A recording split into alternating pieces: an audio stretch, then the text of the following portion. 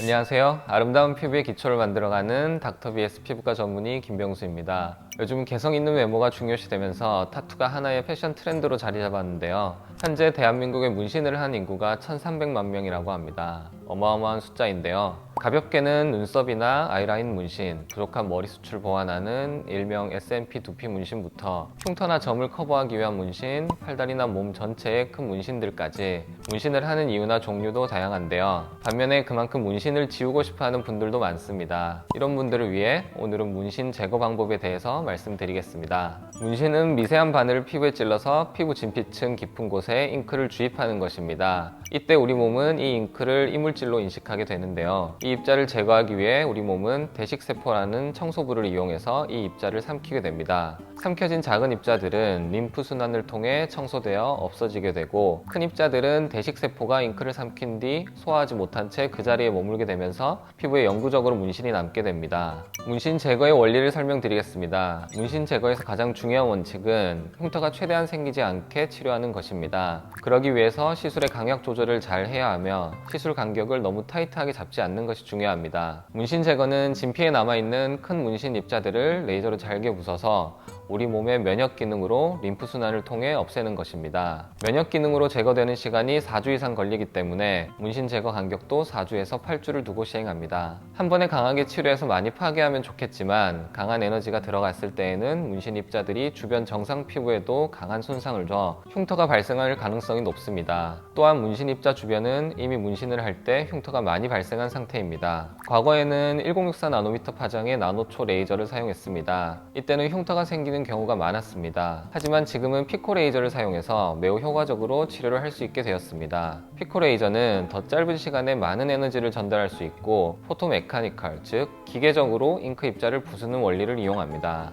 결과적으로 문신을 제거할 때 주변 정상 조직의 열 손상을 줄일 수 있어서 흉터가 적게 발생하고 문신 입자를 더 잘게 부술 수 있어서 제거되는 효과도 더 뛰어납니다.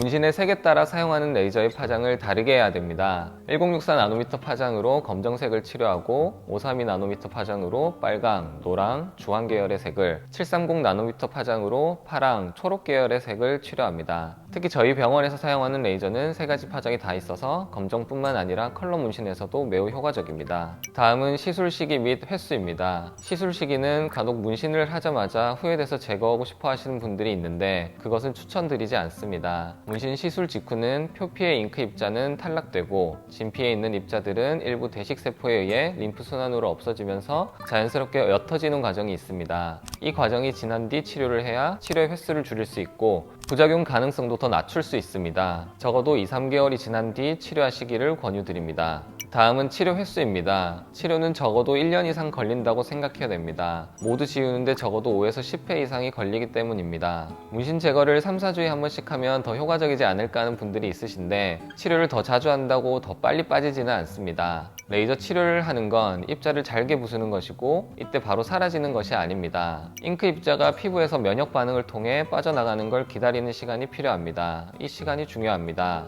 또한 레이저 후에 손상받은 주변 피부 조직이 회복되는 시간도 필요합니다. 하지만 아이라인, 눈썹, 헤어라인 문신처럼 얕게 된 얼굴의 문신은 비교적 치료 기간이 짧고 회복 기간이 빠릅니다. 한두 번 만에 없어지는 경우도 종종 있습니다. 문신 제거가 얼마나 어려운지 점수화를 해놓은 게 있습니다. 컬비 디사이 스케일이라고 하는데요. 이 점수 체계에서는 피부 타입, 문신의 위치, 잉크의 양, 레이어링의 여부, 흉터나 조직의 변화, 문신의 색, 위 6가지 항목을 평가합니다. 첫 번째, 피부 타입입니다. 피부색이 짙은 사람은 멜라닌 색소가 많습니다. 아무래도 잉크 외에 정상 피부의 멜라닌이 문신 제거 시술 때 방해를 할 가능성이 높겠죠. 무리해서 강하게 치료를 하게 되면 흉터 가능성도 높아지기 때문에 에너지를 약하게 해야 되므로 치료 기간이 길어질 수밖에 없습니다. 두 번째는 문신의 위치입니다. 얼굴과 몸통에 가까울수록 제거가 쉽습니다. 림프 순환이 잘 되지 않는, 즉 문신 입자의 청소가 잘 안 되는 몸에서 먼 부위일수록 제거가 어렵습니다. 손가락이나 발가락에 알록달록한 문신이 얼굴과 목에 검정색 큰 문신보다 제거가 훨씬 어렵습니다.